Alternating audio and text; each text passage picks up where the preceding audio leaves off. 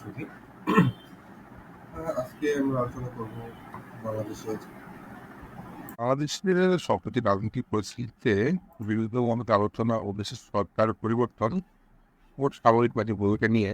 তবে বর্তমানে সেনা শাসিয়ে আমাদের ভাষার মানুষই ঘোষণা বা পথে জ্ঞান ছাড়া।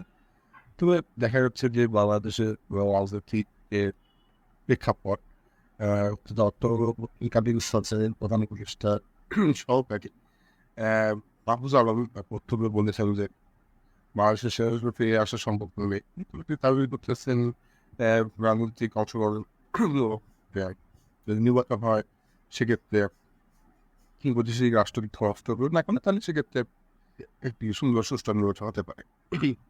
কিন্তু যেটা আমরা দেখতে পাচ্ছি স্বাভাবিক আশা সম্ভাবনা না থাকলেও দেশের পরিস্থিতি এমন দিকে যাচ্ছে তো সরকারের হাত থেকে পরিস্থিতি যেভাবে নিয়ন্ত্রণের বাইরে চলে যাচ্ছে বলে মনে হয়।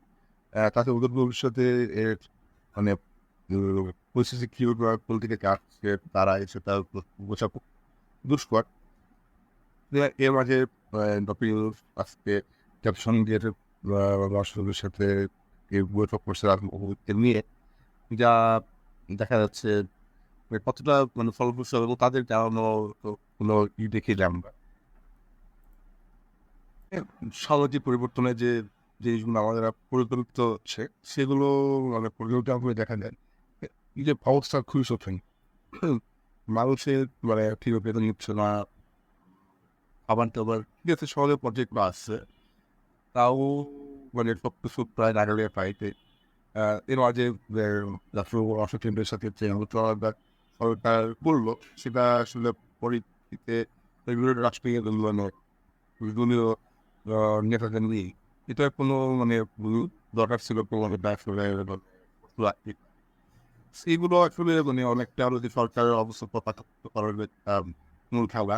এই দেশে দেখা যাচ্ছে যে আমাদের সাথে সবাই আমরা মেডিকেল রাজনৈতিক শ্রেণী এবং সরকার এটা অবশ্যই মানে অন্তর্বর্তীকালীন সরকার এর সরকারের সকল বিষয়গুলো দিয়ে আমাদের পরবর্তী যে নির্বাচন সরকার তাদের দিয়েই রিয়েলি তারাকে এটা ন্যায়ের প্রতি আসছিল। তার আগে একটা সরকার ই দিবে তো এগুলো নিয়ে আসলে পাওয়া যায় নাই, কিন্তু দেশের রাজনৈতিক পরিস্থিতি সরকার যেভাবে নির্বাচনে লাগানো শুরু করছে আইনের ওপর এর মাধ্যমে আসলে জনগণ কীভাবে এটা দেখবে সেটা সমাজ তবে আরও যারা দেখতেছে ফ্যাক্ট চেকের মাধ্যমে সরকার অবস্থা খুবই খুবই কি মানে মানে যেগুলো করতেছে যেগুলো বিরোধী দলীয় সরকার যারা আছে বিরোধী দল যেগুলো আওয়ামী লীগ বিএনপি তো এরা আসেন বিএনপি মাঠে আসে আওয়ামী লীগ পাঠানোর চেষ্টা করতেছে। সে কীভাবে আসবে কেউ প্রতিষ্ঠা করতেছে না, একদল বলতেছে আওয়ামী লীগকে নিষিদ্ধ করা যাবে কি যাবে না এটা নিয়ে কর্ম করবো, সেটা নিয়ে আমরা বিস্তর আলোচনা করবো। তার বর্তমান অবস্থা অতীতের অবস্থা এবং ভবিষ্যতে কী ধরনের অবস্থায় সে আওয়ামী লীগ আসতে পারে সেটা নিয়ে। তো যেটা নিয়ে আমাদের মূল ছিল সরকার যদি এই নভেম্বর ডিসেম্বর নির্বাচন ঠিকভাবে তাই করতে না পারে সেক্ষেত্রে উপর দেয় সমর্থন যে সমর্থন সে এখন ঠিক আছে সেই সেনাবাহিনী সমর্থন হয়তো বা সে পাবে না, সেনাবাহিনী সেটা পরিষ্কার করে দিচ্ছে। তো এরপরে সে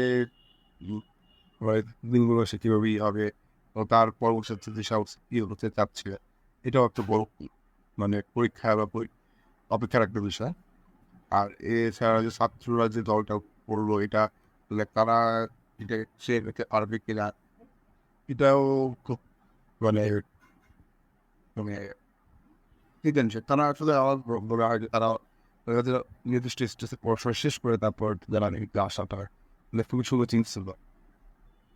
কারণ যেসব ধান বাংলাদেশের ইতিহাসে ওখানে ইতিহাস সেগুলো এইগুলো দেশ আমাদের সব অবশ্যই হচ্ছে দেশ এই দেশে আমার কানুনকে যারা আসছে ছাত্র নিচ্ছে নিশ্চয়ই আন্দোলন নিয়ে ছাত্রদের আন্দোলন ছাত্ররা যখন আন্দোলন হচ্ছে তারা পড়ালেখা করবে পড়ালেখা করে যায় আগামী তুলে ধরে শিক্ষা করতে পারবো, ও দেশ গড়ে নিয়ে কাজ করবে। তো তারা এখন তা না করে তারা হলো গিয়ে তারা পড়াশোনা করবে না, প্রাইসে বসলো বা রাশিতে পড়বে, people that will see your total build. Equal করে দেশ প্রবলেম দেওয়া তাদের ফল মানে দল যদি সমর্থন করবে, সেটাও হলো যে চিন্তার বিষয়। হ্যাঁ, তো বর্তমান সরকারের মানে বক্তব্য যদি আমরা যারা বুঝি স্বাভাবিক কোনো খবর নাই। তো রাজনৈতিক পরিস্থিতি যদি আরো আস্তে আস্তে উত্তপ্ত হয়, হ্যাঁ, এবং বিতর্ক আলোচনা চলতেছে, তো জনগণের দৃষ্টিভঙ্গির উপর নির্ভর করে। কিন্তু ভবিষ্যতে প্রতিবাদ কি হবে, হ্যাঁ, সেটা আসলে সুনির্দিষ্ট ব্যাখ্যা করতে বা দুষ্কর ভবিষ্যতে আমাদের এই